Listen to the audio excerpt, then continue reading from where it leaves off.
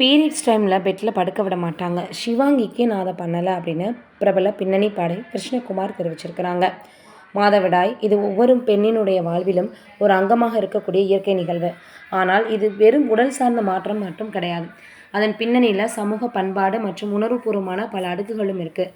மாதவிடாய் காலத்தில் பெண்கள் சமூக நடவடிக்கைகள்லேருந்து ஒதுக்கி வைக்கப்படுறாங்க. அதாவது தீட்டு அப்படின்ற கருத்து ஆயிரக்கணக்கான ஆண்டுகளாக பல்வேறு சமூகங்களிலும் நிலவி வரக்கூடிய ஒரு பழக்கம். இது வெறும் சடங்கு மட்டும் கிடையாது, பெண்களின் உடல் மற்றும் மன ஆரோக்கியத்தை பாதிக்கும் ஒரு சமூக பிரச்சனை. விஜய் டிவியில் பலரின் மனம் கவர்ந்த திறமை வாய்ந்த நட்சத்திரம் ஷிவாங்கி. தனது துருதுருப்பான பேச்சினாலும் இனிமையான குரலினாலும் ரசிகர்கள் மனதை நீங்கள் அடம் பிடிச்சவங்க.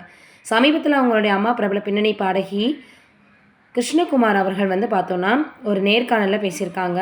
கல்யாணம் ஆனதுக்கு அப்புறம் நானும் பீரியட்ஸ் டைமில் தனியாக தான் இருந்தேன். பெட்டில் படுக்க விட மாட்டாங்க. ஏன்னா அவங்க வீட்டில் பூஜைகள் எல்லாம் இருக்கும். அந்த 4 நாள் நிச்சயமாக மனசு கஷ்டமாக இருக்கும். இப்போ கூட என் பொண்ணு இதையெல்லாம் ஃபேஸ் பண்ணக்கூடாதுன்னு தோணும். சில சமயம் குக் வித் கோமாளி ஷூட்டிங் போகிறப்ப சில நாட்கள் சுத்தமாக எனர்ஜி இருக்காது. நான் சொல்லுவேன், உனக்கு மட்டும்தான் இது தெரியும், ரொம்ப எனர்ஜெட்டிக்காக இரு, நல்லா சாப்பிடுன்னு சொல்லுவேன். பிரேக் டைமில் கூட இருக்கிற ஒருத்தர் ஹாட் பேக் கொடுத்துட்டே இருப்பாங்க. டல்லாக இருப்பாள்.